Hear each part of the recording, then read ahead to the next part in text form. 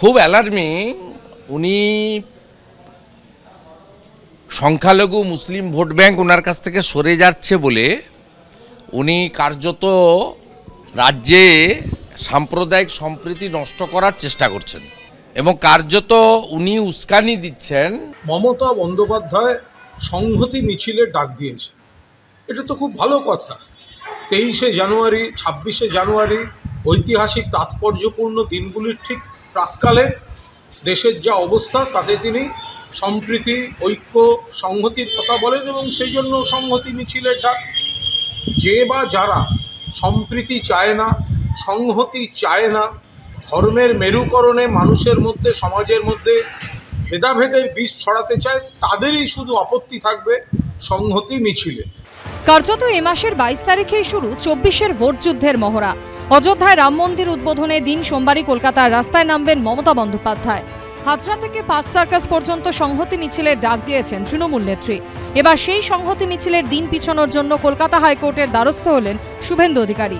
এদিন আদালতে বিরোধী দলনেতা আবেদন করেন রামপুজোর দিন রাজ্যে সংহতি মিছিল পিছিয়ে দেওয়া হোক, পাশাপাশি রামপুজোর দিন রাজ্যে আইন শৃঙ্খলা ঠিক রাখতে মোতায়েন করা হোক কেন্দ্রীয় বাহিনী। এই দাঙ্গা করানোর প্ল্যান মহামান্য আদালতের উচিত ভেস্তে দেওয়া। মিছিলের রুট আপনারা দেখলে যেখানে শেষ হচ্ছে, বিশেষ করে পার্ক সার্কাসে সেখানে শেষ করা হচ্ছে, তার উদ্দেশ্য পরিষ্কার বোঝা যাচ্ছে যে ধর্মীয় উস্কানি দেওয়ার জন্য এবং বিশেষ একটি ধর্ম সম্প্রদায়ের মানুষকে হিন্দুরা সেদিন পুজো করবে মন্দিরে মন্দিরে, তাদের উপর লেলিয়ে দেওয়ার চেষ্টা করা হচ্ছে এবং সেই জন্য কোর্টের উচিত হবে যে এই মমতা বন্দ্যোপাধ্যায়ের এই দুরভিসন্ধিকে বন্ধ করে দেওয়া। আগামী সোমবার অযোধ্যায় রাম মন্দিরের উদ্বোধন করবেন নরেন্দ্র মোদী। সেদিনই কালীঘাট মন্দির, মসজিদ, গির্জা, গুরুদ্বার ছুঁয়ে মিছিল করবেন মমতা বন্দ্যোপাধ্যায়। আমি প্রথমে নিজে কালী মন্দিরে যাব, ওটা সবাই যাবে না। আমি মা কালীকে পুজো দিয়ে হাজরা থেকে সর্বধর্মের মানুষকে নিয়ে মিছিল করে পার্ক সার্কাস ময়দানে গিয়ে আমরা একটা মিটিং করব। মা কালীকে ছুঁয়ে মন্দির, মসজিদ, গুরুদ্বারা, ওখানে অনেক গির্জাও আছে, সবকিছুকে ছুঁয়ে সব ধর্মের মানুষকে নিয়ে আমরা একটা র্যালি করব এবং আমি তৃণমূল কংগ্রেসের পক্ষ থেকে এই র্যালিটা করব। মঙ্গলবার মুখ্যমন্ত্রী এই ঘোষণার কিছুক্ষণের মধ্যেই এই নিয়ে সুর চড়ান শুভেন্দু অধিকারী। উস্কানির অভিযোগ তুলে রাজ্যপালের কাছে কেন্দ্রীয় বাহিনী মোতায়েনের দাবি অবধি জানান তিনি।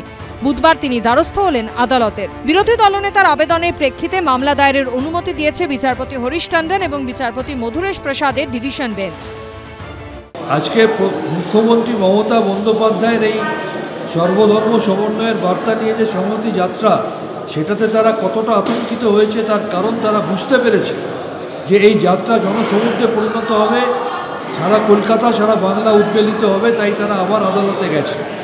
একদিকে হিন্দু ধর্মের রীতিনীতিকে নষ্ট করে প্রচার সর্বস্ব, পাবলিসিটি মাস্টার প্রধানমন্ত্রী অসম্পূর্ণ মন্দিরে নীতি বহির্ভূতভাবে যে কাজটা সেবায়িতদের কাজ, সেই কাজটা তিনি নিজে করছেন। রামলালার মূর্তি প্রতিষ্ঠা করছেন একটা অসম্পূর্ণ মন্দিরে শুধুমাত্র নির্বাচনের আগে ধর্মের নামে মেরুকরণের রাজনীতি করার জন্য।